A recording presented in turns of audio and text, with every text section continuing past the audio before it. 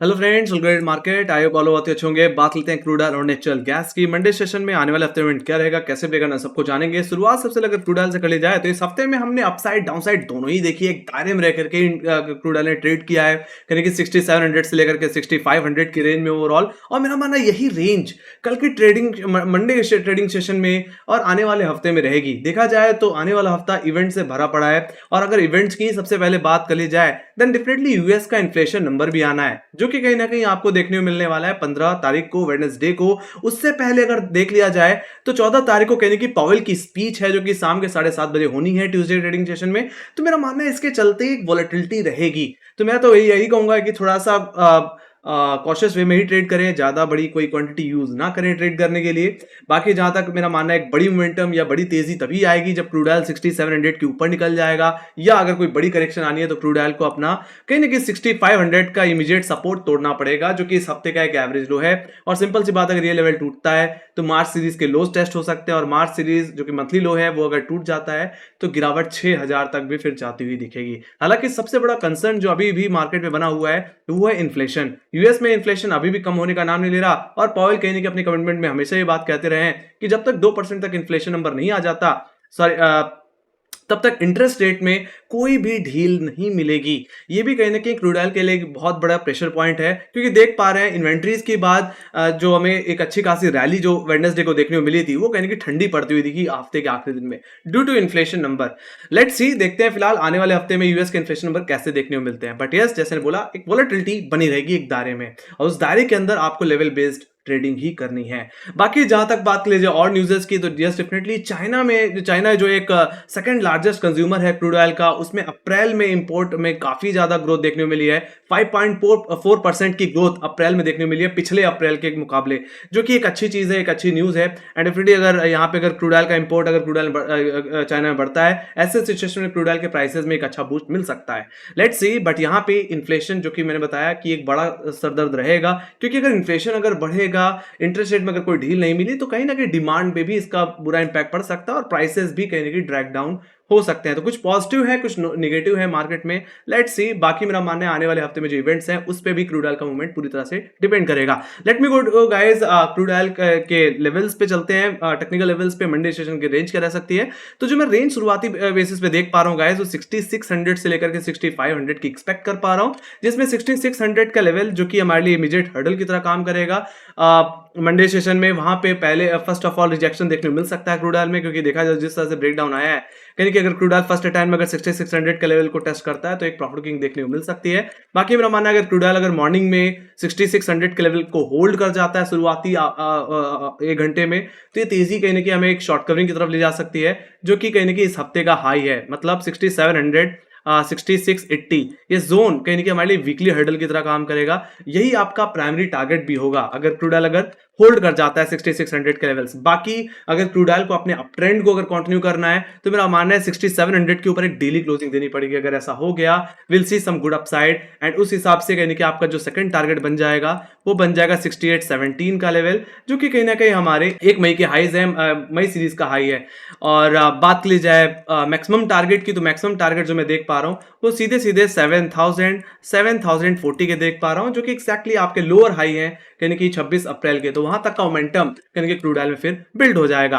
बाकी यहाँ पे मैंने एक फॉलिंग ट्रेंड लाइन का भी रेफरेंस दे रखा है गाइस, जो कि कहीं ना कहीं आपके 12 अप्रैल के हाई से इसी ट्रेंड लाइन पे हमने मल्टीपल टाइम्स अप्रैल सीरीज में रिजेक्शन दिया है, और देखा जाए तो कहीं ना कहीं इसी ट्रेंड लाइन के नीचे क्रूड ऑयल भी अटकता हुआ दिखा। तो मेरा मानना है ट्रेंड लाइन का ब्रेकआउट और इस हफ्ते के हाई का ब्रेकआउट यानी कि क्रूड ऑयल में एक अप ट्रेंड को लेके आ सकता है, फिर अब 7000 की रैली को आप एक्सपेक्ट करके चल सकते हैं। बाकी सिंपल सी बात है, आपके लिए इमीडिएट हर्डल 6600 का लेवल, तो मेजर हर्डल आपका 6700 रहेगा। तो इंटरडे बेसिस में अगर 6700 के लेवल देखने मिले तो एक बार के लिए अपना प्रॉफिट जरूर ले लीजिए, या तो ट्रेलिंग एसएल के साथ बने रहिए। बाकी अगर 6700 के ऊपर ही क्लोजिंग मिल रही है तो विल सी सम अपसाइड, या हो सकता है वहां से अब जो रैली हो, जो रिकवरी हो, वो थोड़ी और कंटिन्यू होती हुई दिखे।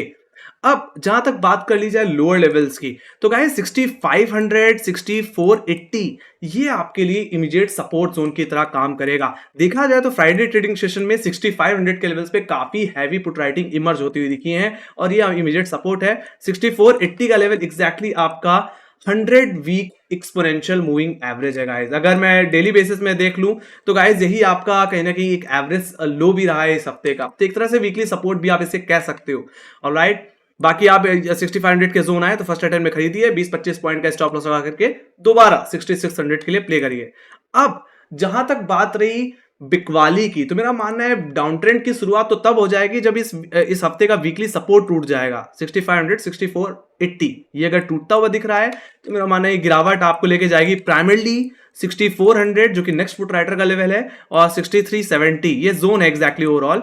यहां तक का डाउन मूव आपको देखने को मिल सकता है। एग्जैक्टली 6370 क्या है? ये आपका मार्च सीरीज का लो है, तो एक तरह से आप ये कह सकते हो कि मंथली सपोर्ट है गाइस क्रूड ऑयल का।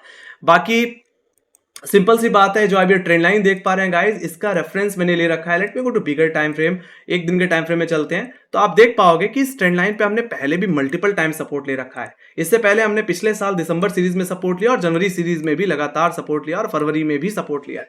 और देखा जाए तो इस महीने में यानी कि शुरुआती हफ्ते में इसी ट्रेंड लाइन पे हम सपोर्ट ले रहे हैं। तो अगर इस ट्रेंड लाइन का ब्रेकडाउन आ जाता है तो ये फर्स्ट इंडिकेशन होगा। हालांकि इस ट्रेंड लाइन का और वीकली सपोर्ट जोन का यानी कि जो क्रॉसओवर एकदम सेम ही है, तो अगर इस ट्रेंड लाइन का ब्रेकडाउन आता है तो 6400 6370 आपके लास्ट सपोर्ट होंगे, क्योंकि अगर वो टूट जाते हैं क्रूड ऑयल में तो ये गिरावट सीधे मेरा मानना है 6000 की तरफ फिर जाती हुई दिखेगी। मैं फिर कोई नीचे कोई सपोर्ट नहीं देख पा रहा हूँ गाइस। जहां पे है वहीं पे अब आखिरी मुझे सपोर्ट देखने को मिलता है 6500 6400 के लेवल पे। बाकी अगर आप ध्यान से देखें तो जो वीकली जो 200 वीक एक्सपोनेंशियल मूविंग एवरेज आता है वो भी सीधे सीधे 5964 के ही लेवल पे आता है, जो कि आपके फरवरी सीरीज के लोज हैं। तो गाइस एक बड़ी गिरावट यानी क्रूड ऑयल में आ सकती है अगर मार्च सीरीज का लो टूट जाता है तो, है ना। तो अगर मैं समराइज कर दूं तो आपके लिए इमीडिएट सपोर्ट मंडे सेशन में रहेगा 6500 6480 का जोन, और आपके लिए जो मेजर सपोर्ट जोन रहेगा वो रहेगा 6400 और 6370 का जोन। ऑलराइट, ये मेजर सपोर्ट टूटने पे ही आप 6000 तक की गिरावट की एक्सपेक्टेशन फिर रख सकते हो।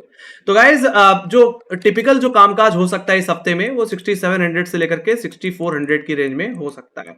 आइदर साइड ब्रेकआउट या ब्रेकडाउन ट्रेंड में रिवर्सल ला सकता है, एक बड़ी रिकवरी या एक बड़ी करेक्शन। ऑलराइट, तो आई होप आप लोगों को समझ में आ गया होगा। बाकी आप लेवल बेस्ड ट्रेडिंग करके चल सकते हैं, रेंज मैंने आपको बता दिया। अब जहां तक बात रही ओपनिंग की, तो मेरा मानना है फ्राइडे सेशन में जिस तरह से करेक्शन देखने को मिला है, एक फ्लैट ओपनिंग की ही ज्यादा एक्सपेक्टेशन है। बाकी लेवल्स मैंने बता दिए किस लेवल पे किस तरह का क्रूड ऑयल का बिहेवियर रहेगा।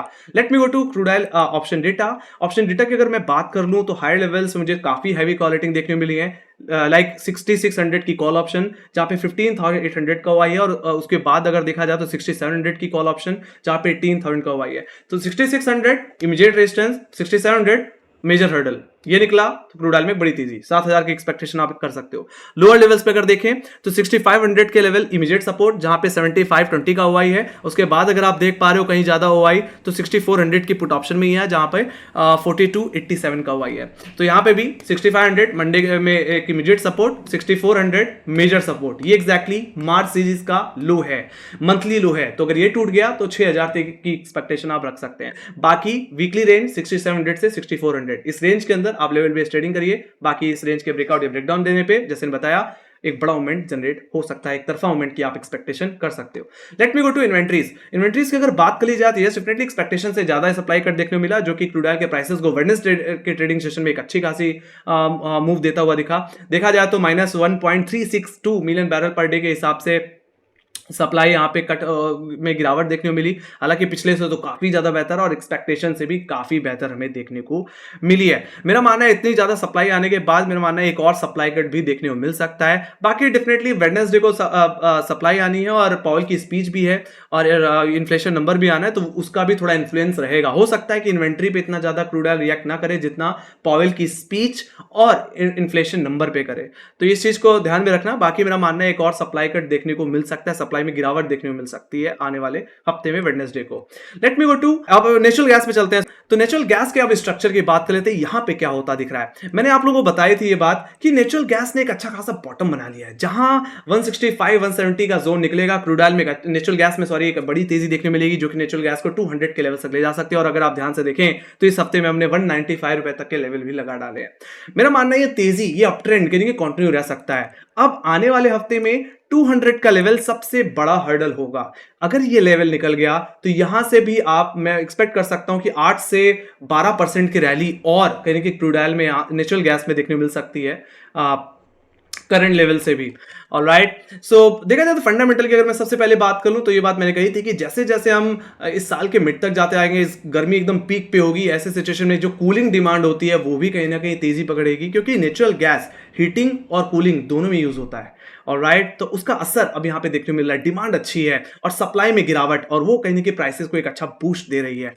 तो मेरा मानना है नेचुरल गैस का जो ट्रेंड है वो बुलिश है तब तक जब तक नेचुरल गैस अपने 20 डे एक्सपोनेंशियल मूविंग एवरेज के ऊपर है, साथ ही साथ जब तक 170 रुपए के ऊपर है उसके ऊपर आप बाउंड डिप करके चल सकते हो। बाकी जहां 20 डे में का ब्रेकडाउन आया, 170 का ब्रेकडाउन आया, तभी मेरा मानना है नेचुरल गैस में कोई कमजोरी आ सकती है या नेचुरल गैस एक कंसोलिडेशन में जा सकता है। ऑलराइट, अब यहाँ पे टेक्निकल्स पे उतरते हैं हम। बात कर ली जाए मंडे के सेशन के रेंज की, तो जो रेंज मैं एक्सपेक्ट करके चल रहा हूं गाइस, वो एक्सपेक्ट कर रहा हूं 200 से लेकर के 180 की, जिसमें अपर लेवल्स को अगर डिस्कस कर लिया जाए तो 195 आपका इमीडिएट हर्डल रहेगा, जो कि इस हफ्ते का हाई है, फ्राइडे का हाई है। ये आपके लिए इमीडिएट हर्डल की तरह काम करेगा। मेरा मानना है जहां पे नेचुरल गैस ठंडा पड़ता हुआ दिखा, वही लेवल इसके लिए इमीडिएट सपोर्ट रहेगा। ऑप्शन डेटा के हिसाब से 190 का लेवल, टेक्निकली 189। तो मेरा मानना है अगर नेचुरल गैस फ्लैट ऊपर हो और 189 190 के लेवल पे अगर आपको रिवर्सल पैटर्न अगर क्रिएट करता हो दिखे, तो मैं तो कहूंगा नीचे 2-3 रुपए का स्टॉप लॉस लगा करके दोबारा अपसाइड के लिए प्ले करो, फ्राइडे हाई के लिए प्ले करो। प्राइमरी टारगेट आपका 195 बन जाएगा। बाकी सिंपल सी बात है, 195 रुपए के ऊपर इमीडिएट हर्डल के ऊपर अगर सस्टेन कर जाए तो आपके लिए सेकेंडरी टारगेट जो रहेगा इंट्राडे में वो 200 का लेवल बन जाएगा।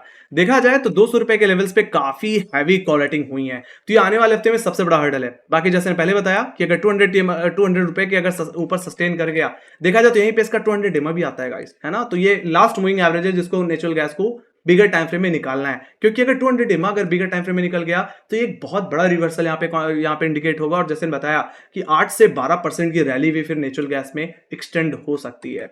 ऐसे सिचुएशन में अगर 200 के ऊपर अगर आपको नेचुरल गैस में डेली क्लोजिंग मिल जाए तो और अच्छी बात है आपके लिए। फिर मैं जो टारगेट एक्सपेक्ट कर रहा हूं इस हफ्ते में वो कहीं ना कहीं 210 और 215 की एक्सपेक्ट कर रहा हूं। मेरा मानना है 210 से 215 रुपए तक की रैली बन सकती है। बाकी आने वाले हफ्ते में रैली एक्सटेंड भी होगी फिर। ऑलराइट, इसलिए मैं ज्यादा ऊपर की और लेवल्स की बात नहीं करूंगा अभी।